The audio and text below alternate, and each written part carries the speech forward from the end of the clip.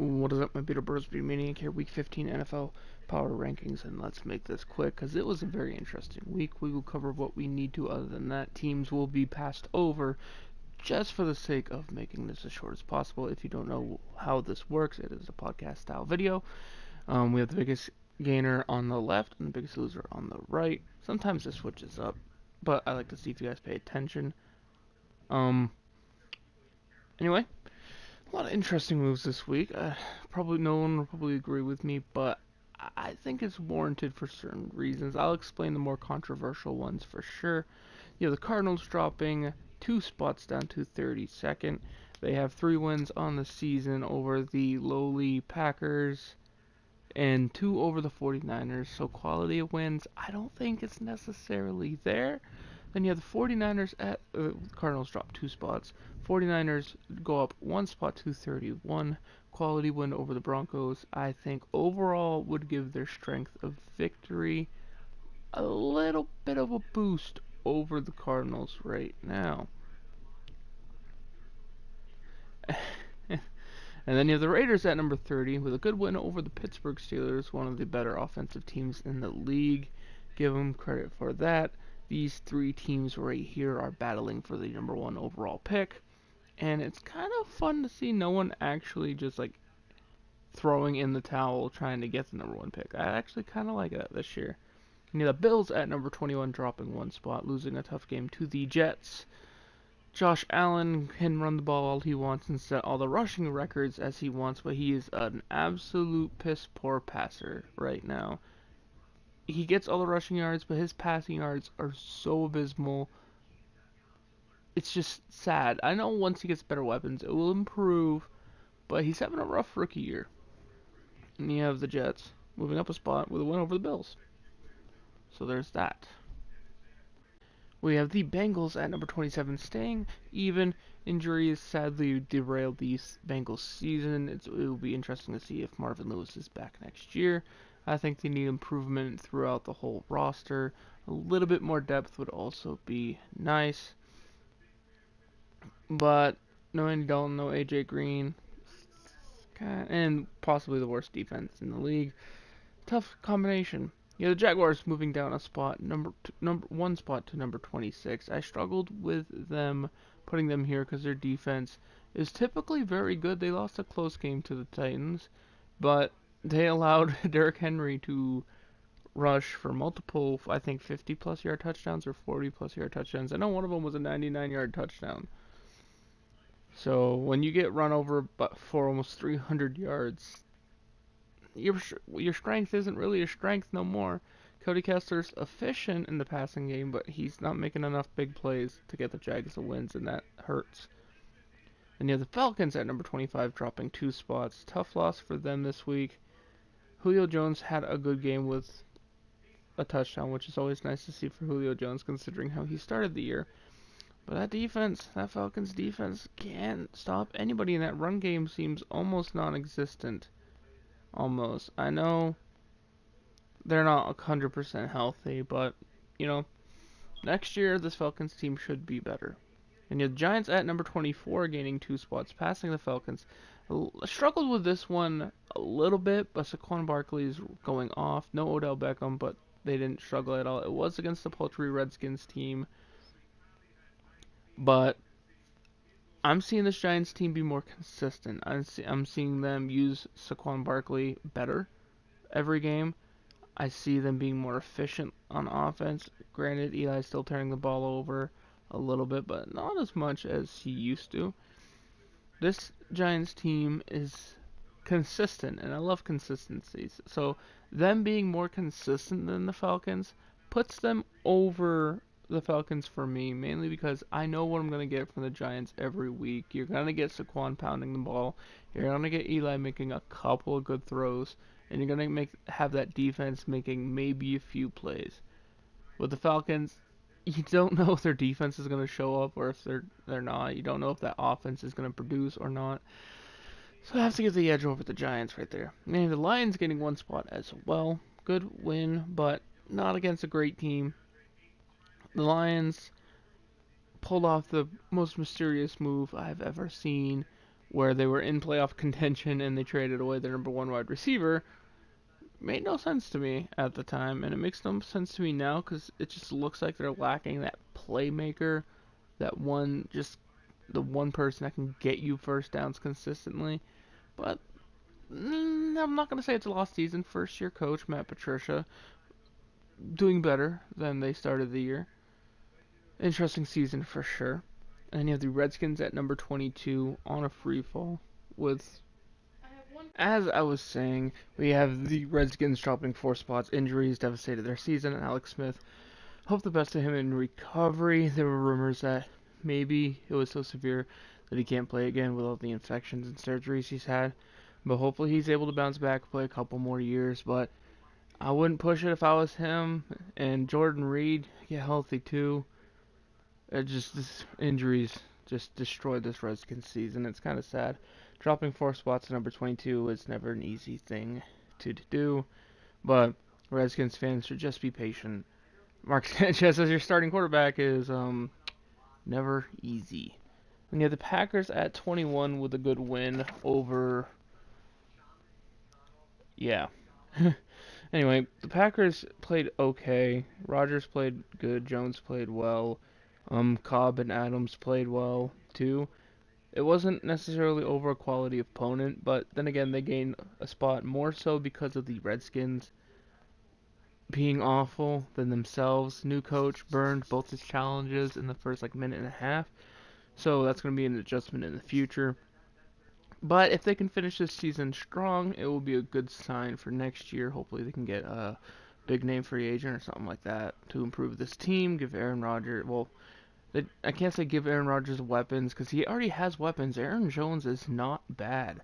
Adams and Cobb are one of the best 1-2 combos at wide receiver in the league, and Jimmy Graham typically is one of the best tight ends in the league. He's just not panning out in Green Bay. But hopefully they give him another weapon. Hopefully a better, I don't want to say better tight end because Jimmy Graham's good. But hopefully they give him more depth of weapons, I should say. That would be better. And we'll see where this Packers team goes. At number 20, we have the Browns with a good win over the Carolina Panthers. I don't move the Browns up too much just because the Panthers have been awfully skidding. So they will keep falling as far as they can. But the Browns had a good win. Inconsistent play a little bit. Chubb didn't play too well. Jarvis Landry had a monster game. But overall, this Browns team's definitely headed in the right direction. They're still alive for the AFC North, I believe, which is incredible. If you would have told me when Week 15 began, if you would have told me back before the season began that in Week 15 the Browns would still be alive for the AFC North, I would have been like, you are absolutely insane. But they are.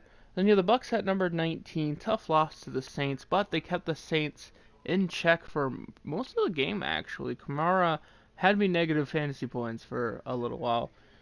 They ended up losing to the Saints, but they had a good game. Jameis Winston played tough. The Bucks defense stepped up a little bit. And even in a loss against Drew Brees, this Bucks showed something. This Bucks team showed something. I think they're only a couple pieces away from possibly contending next year, which would be kind of fun for the fans in Tampa Bay because they haven't had a serious contender come out of there since I think their last Super Bowl championship. Then you have the Dolphins going up 2 spots to number 18, leapfrogging the Bucks. Good win over the Patriots, a Miami Miracle. Good running game, but when I look at the scores, they won by, I believe, 1 point. And I'm looking at how they scored, and 2 of them were wide open runs to the end zone by Brandon Bolden on a 50-something yard touchdown where he wasn't really touched, and then the 6-yard scamper where he wasn't really touched, and the Miami Miracle where no one really got close to the guy with the ball. So you had 3 wide open touchdowns, kind of given to you. So I would have moved them up a little bit more, but I kind of want to see how this team handles a defense that attacks them at the line and hits them early. Can they break tackles? Can they perform like that? Because Brandon Bolden's not going to have touchdowns like that every week. Oh, it's obvious because I believe he only had 1 or 2 rushing touchdowns in his career before that moment. But good win from the Miami Dolphins, limited mistakes on defense, limited mistakes on offense. Did give up a lot of sacks on with the offensive line there, so that's a kind of a concern going forward.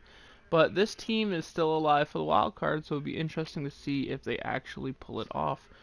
And then you have the Eagles at number 17 dropping 2 spots with a tough loss over the Cowboys. A lot of people think it might be officiating related. But then again, there's always controversial calls in almost every single game. Eagles team has been consistently inconsistent. And offense has struggled. Running game has showed up, then disappeared, then showed up, then disappeared. Alshon Jeffrey has been lackluster lately, I guess you could say. Ertz has been putting in work, but not enough work. The defensive line was doing well for the Eagles, but they're not. It's just overall, I think their whole team is not bad. The Eagles aren't a bad football team. You look at the quarterback, running back, wide receiver, tight end, offensive line, defensive line, linebackers, corners. Yes, the corners are banged up and very injured. But overall, if you take the unit's potential to how they're playing, they're probably playing 2 grades below their potential at almost every position. And I think that's what's really causing these losses is the offensive line's not playing up to snuff, defensive line's not playing up to snuff. Cornerbacks are banged up, but they're still not even playing up to snuff for their expectations. And they need some confidence. I think a little bit of confidence, a good solid win in one of these upcoming weeks could really turn this around for the team. I think they're in a mental funk, and that's causing a physical funk. And I think it's something. I think it's simple like that, as weird as it might seem. Then you have the Broncos at number 16, dropping 2 spots with a loss to the 49ers. How do you lose to the 49ers? I don't know. I thought the Broncos defense would have contained the 49ers enough, but Kittle, oh my god, Kittle. Holy shit. Kittle, I didn't mention that when I did the 49ers. Kittle might have exploited the Broncos defense to their weak point of facing a tight end. Who knows? Defense kind of giving up 200 yards to one receiver is kind of shameful. Offense couldn't produce any points. I think the loss of, I think in retrospect, hindsight's 2020. Obviously, trading away Demaryius Thomas is really starting to hurt right now. And yeah, the Panthers at number 15, dropping 3 spots. Yet another straight loss to the Cleveland Browns. Talent on this team alone keeps them up here, which, yeah, I know they should be probably lower, but this team is capable, I think, realistically capable of beating any team in the league. They're just, I don't know if it's execution necessarily or if it's something else, but this team is playing like shit. And yeah, the Colts at number 14, gaining 3 spots with a good win this week, keeping their playoff hopes alive. Andrew Luck had a really good game, keeping his MVP hopes alive, comeback player of the year hopes alive, stuff like that. Marlon Mack had a decent game as well. I like this Colts defense. This Colts defense, I think, is still underrated, but I think it should be good. I think it's better than some people think, I should say. Offensive line is incredible for the Colts, and they haven't had an incredible offensive line for a while. And you have the Titans at number 13, gaining 3 spots, keeping their playoff hopes alive as well, with another solid win. Derrick Henry rushing for about 586 yards over the Jacksonville Jaguars. Incredible. Mariota struggled a little bit, but when you have Derrick Henry running like that, you don't really need Mariota to have a great game. So they are 13th, possibly could be higher, but I know Derrick Henry is not going to run like that again. Can they win without him running like that again? I want to see that. Yes, they recently went over the Patriots, I know that, but let's see what they do next week. If they pull off another great win, they're probably going to crack the top 10. They could realistically crack the top 10. And the Vikings at number 12, one of those teams that are muddling the power rankings, I should say. They're playing worse than they should, like the Panthers. They've had quality wins, but they've lost to astounding teams. Losing to the Seahawks was devastating to their playoff hopes. Putting them behind the Seahawks in the wild card standings, and with the Seahawks obviously now holding the tiebreaker, it's not good. I know the Seahawks at number 11 staying even. I think it's just not a slight to the Seahawks. Seahawks had an amazing game. Russell Wilson's having an amazing season. I think Seahawks are potentially top 10 team in the league, but I think the top 10 teams are just a little bit harder to crack. And one more good win and one more slip up by any of the top 10 teams, I think the Seahawks could honestly go in. They have receivers contributing that I've never heard of. Their defense, which doesn't really have any all-pros on it, is still performing tremendously. I mean, KJ Wright obviously is dominant in his own right. And it's interesting. It's interesting to see probably the worst talented Seahawks team in a long time play the best out of almost any Seahawks team in the last few years. And the Steelers at number 10, dropping 3 spots with a loss to the Raiders. The loss of James Conner looks very evident in that one. Defense can't stop anybody. Defense is an issue for them just like it was last year, and that's a huge concern.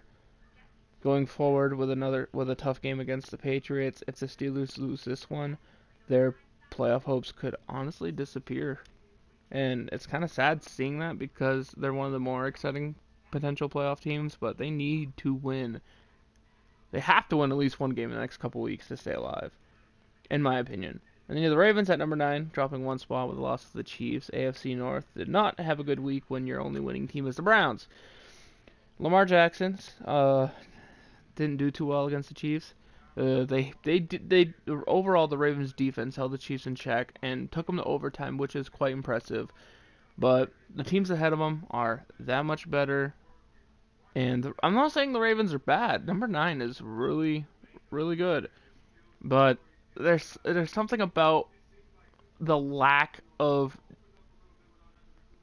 playmaking ability on the offense. And what I mean by that is it doesn't seem like Lamar Jackson can do enough with his arm yet. I believe he can. I believe he has the ability. He's just not executing enough. I don't know if it's because of the lack of receivers or like all-star or all-pro receivers or something like that. But I think this Ravens team could possibly sweep the table at the end of the year. And you have the Cowboys at number 8 with a good win over the Philadelphia Eagles, gaining 2 spots. Not much more to say. Amari Cooper is been a tremendous addition for the Cowboys. I believe I said back when Amari Cooper joined the Cowboys in the power rankings of that week that I wasn't going to judge the Cowboys based on the addition until I saw what he did. And I still agree with that assessment. I don't think anybody really could have saw Amari Cooper opening up the Cowboys offense this much. It is absolutely incredible.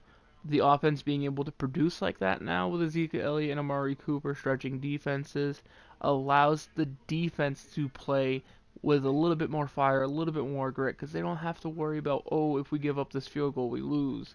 They can play tougher, they can play harder, they can play riskier, and doing that allows this Cowboys defense to be one of the best in the league. It is absolutely incredible. This Cowboys team, as much as I hate them, mainly because I hate Ezekiel Elliott, I think, is a legitimate Super Bowl contender. And that's saying something. When you think of legitimate Super Bowl contenders, you think maybe 10 teams. But I think the Cowboys are definitely one of them. The Texans and Patriots, I'm going to do these two together at number 7 and 6, both dropping 2 spots. Tough losses against divisional foes. With the Texans, poor execution on offense, couldn't score enough points. And with the Patriots, no defense whatsoever, allowing 2 rushing touchdowns when almost nobody on your line contacts the running back is just absolutely incredible. But with the Patriots, more so the fact that on a 70-plus yard last play attempt, you have Gronk near the fucking end zone, like Tannehill's going to be able to throw 70-something yards. Yes, I get it. On a Hail Mary, you want Gronk in there because he's the biggest receiver. He can bat it away. But Gronk is not the quickest laterally. And when you have a smaller receiver guy with the ball, I would rather have a third corner or fourth corner in the back right there, or maybe even Julian Edelman, someone who's quicker, someone who can get that hit on. So that poor decision making kind of ended the game right there. any tackle on that last play, the Patriots would have won, but they didn't. They didn't due to bad coaching, bad execution on defense. And then you have the Bears gaining 4 spots. I think with a defense as good as the Bears, you deserve to be a top 5 team in the NFL. They shut down the Rams. They forced Goff into the most turnovers I believe he's had all season. They shut down Todd Gurley. They shut down Cooks. And the Rams defense couldn't do enough to keep up with them. The Rams defense forced Trubisky into like 3 interceptions, but still couldn't outperform the Bears defense. It was an incredible defensive matchup, and that's the kind of football I love to watch, as long as it's not my team involved.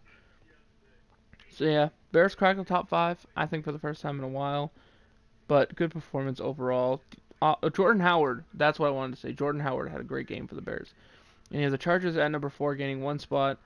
I like the Chargers. Amazing win again. Chargers putting them as the 4th best team in the league is incredible, but 10-3, incredible defense, incredible offense. There's not much more to say here. When they have those head-to-head matchups against the Chiefs, it's going to decide number 1 seed in the AFC. I 100% believe whoever wins the division is going to get the number 1 seed.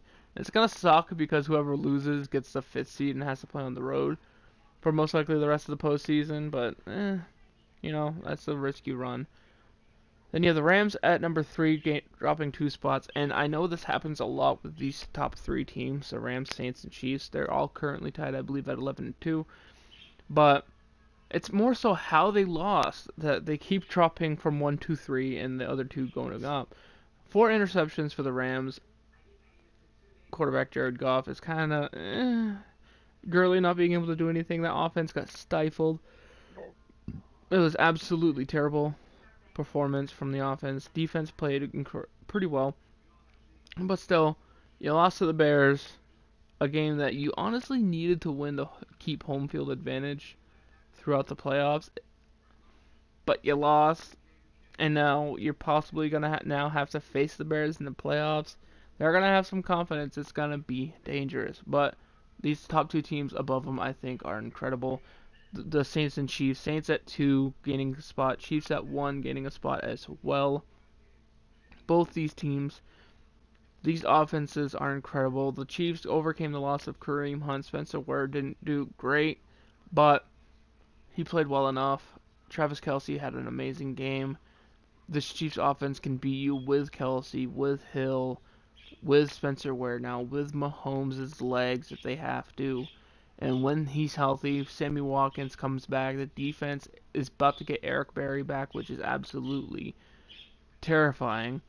And then you have the Saints at number 2, bouncing back over a tough loss to the Cowboys. Fell behind early against the Bucs, but they got into a rhythm. They got back into it.